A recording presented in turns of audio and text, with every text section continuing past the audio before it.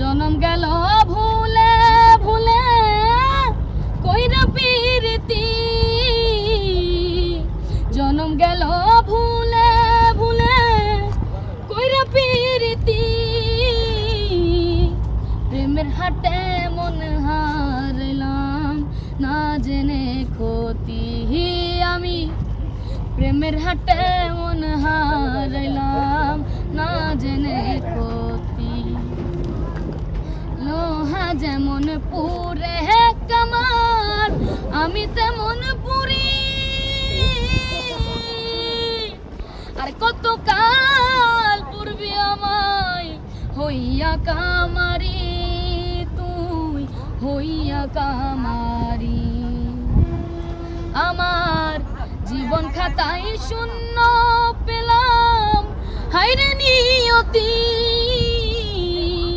জীবন খাতায় শূন্য পেলাম হায়রে নিয়তি,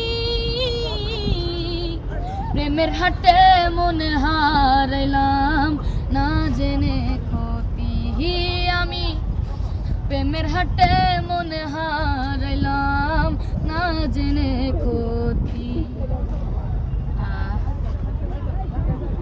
দর্শক কি বলবো, আপনারাই কমেন্ট করেন যে ওর গানের গলা কেমন ছিল বা গানের সুরগুলা কতটা ভালো লেগেছে আপনাদের কাছে বা মনে দোলা দিতে পেরেছে। ভাইয়া, তো তোমাকে একটা কথা বলতে চাই, তুমি এত কম বয়সে এই গানের প্রতি তোমার এত টান বা এই যে তুমি পারো, ঠিক আছে, এই মনোযোগটা কেন? ছোটকাল থেকে বলতে আমার গলার কণ্ঠ সুর ভালো ছিল। তারপর আমার বাবা মা আমার কইছে যে আমার কইছে কাজ শিখতে, বলতে আমি কই যে না কাজ শিখতে ভালো লাগে না। তারপরে কয় যে তুমি যখন কণ্ঠস্বর ভালো তো তুমি গান করো। তারপরে বলতে ও আচ্ছা, তুমি থাকো কোথায় এখানে? এখানে থাকি কাঁঠাল বাগান। আচ্ছা, কাঁঠাল বাগান। তো তুমি যে এত সুন্দর গান করো বা তুমি তো এটা কি তোমার মন থেকে ইচ্ছা যে তুমি গান নিজে থেকে গাইতে চাইতেছো, তাই তো?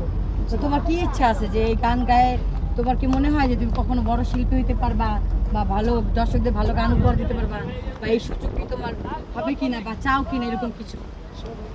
আমি বড় হয়ে শিল্পী হতে চাই, আর সুযোগ তো দিলে অবশ্যই তা কাজে লাগাতে চাও।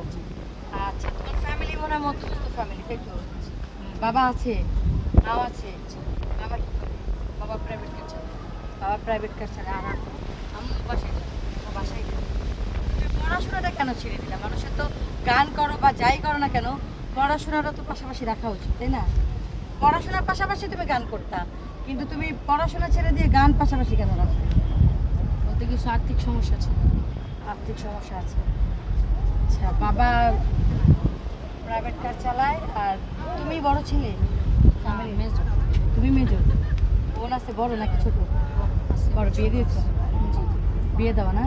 তার মানে এখন ফ্যামিলিতে ধরতে গেলে তুমিই বড় ছেলে, তাই তো? তুমি তো একটাই তো ছেলে তুমি।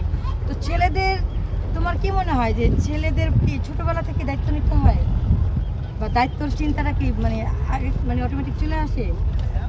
কারণ মেয়ে বড় হয়েছে, বিয়ে দিয়ে দিচ্ছে, তো তুমি তো বড় হইতে পারো নাই, তো তুমি এখন ফ্যামিলি চিন্তা করতেছো বা আর্থিক অবস্থার কথা ভাবতেছো, যে কাজের কথা বা গান নিয়ে আগানোর কথা ভাবতেছো, পড়াশোনা